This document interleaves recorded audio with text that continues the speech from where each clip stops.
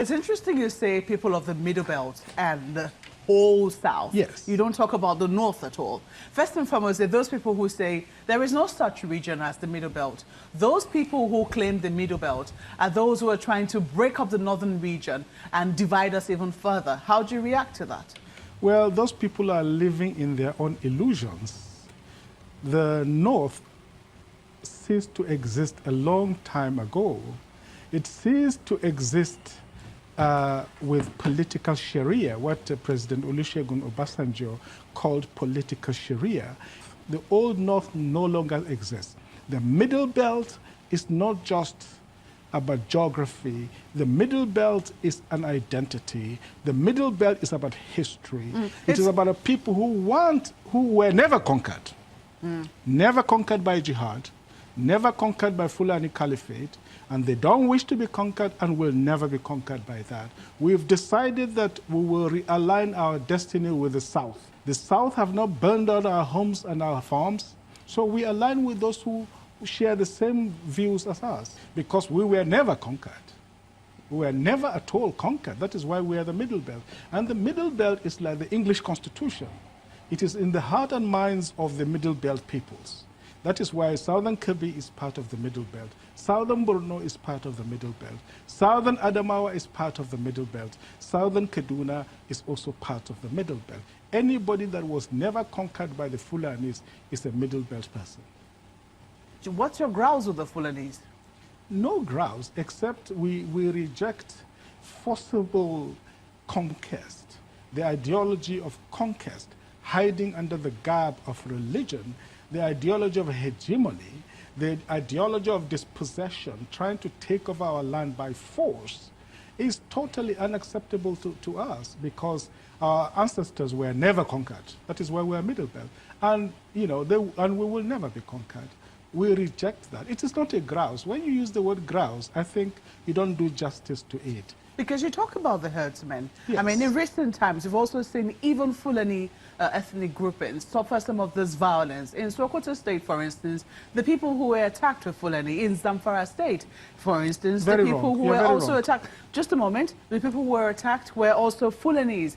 In Kebbi State, where we also understand that there is a vibrant farmer Fulani population, they have also suffered some violence from this so-called herdsmen. So can we really say it's about an ethnic group, or is it, something that we're yet to really put a finger on? To be honest with you, I use the word Fulani as a generic term. That we have armed militias, many of them from foreign lands. When you speak Hausa, and I speak Hausa like a native. I speak it better than my maternal language, okay? And when somebody opens their mouth, you know precisely what kind of Hausa they have. Whether it is Hausan Kano, Hausan Zaria, Hausan Zazzau, Hausan Katsina, Hausan Sokoto. And when you know Hausan Niger, Hausan Mali, you know it. Many of these people are foreigners. We call them Fulanis because that is what they call themselves.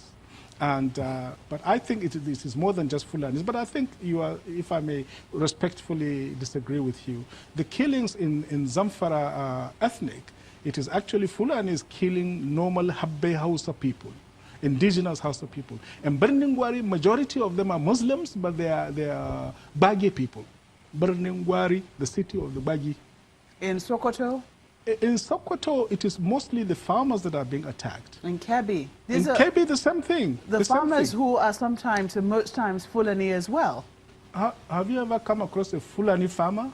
I think you're making this up, Mope. There's no such thing as a Fulani farmer.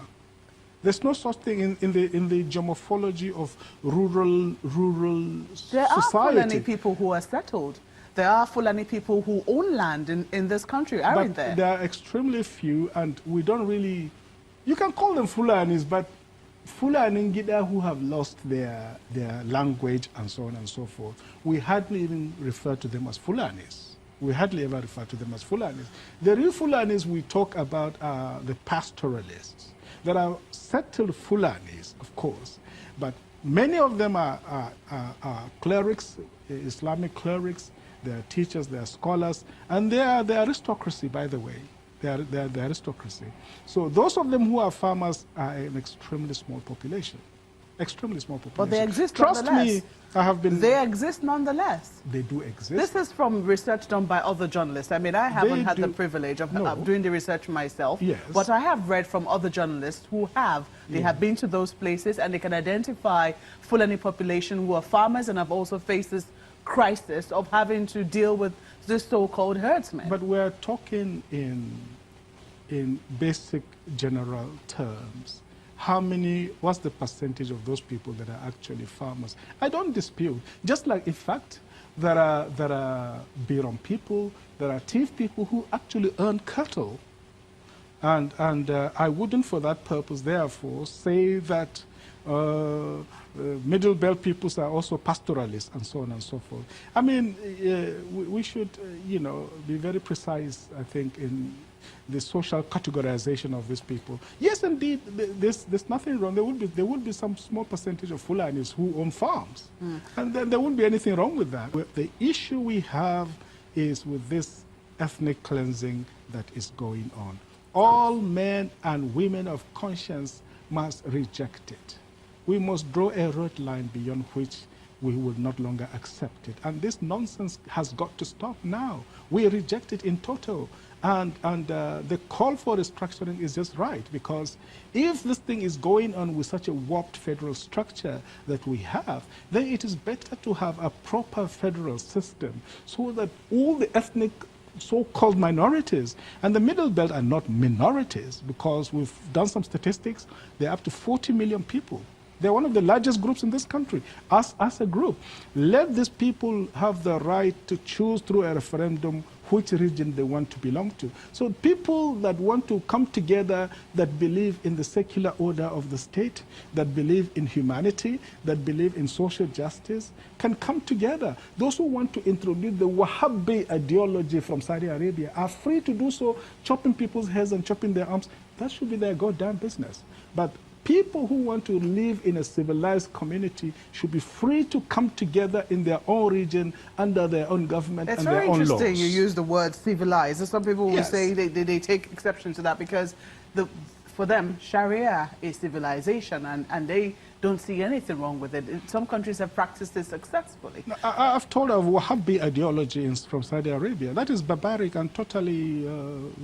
with due respect, it is, they're allowed to choose whatever. It is very barbaric. They have no rights with women. But you cannot condemn what they have chosen. It is their way of life. It is their religion. It is what they believe in. You cannot say that it is barbaric. It is not...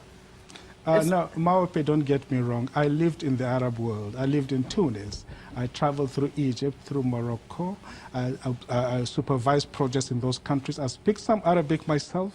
And Wahhabi Islam is not universal Islam. It is Islam particular to a part of the world. It is not the same as Turkey. You go to Turkey and you feel that you are among civilized people. When you go to Saudi Arabia, you feel you are among barbarians. I'm sorry. That is what I will never withdraw those words.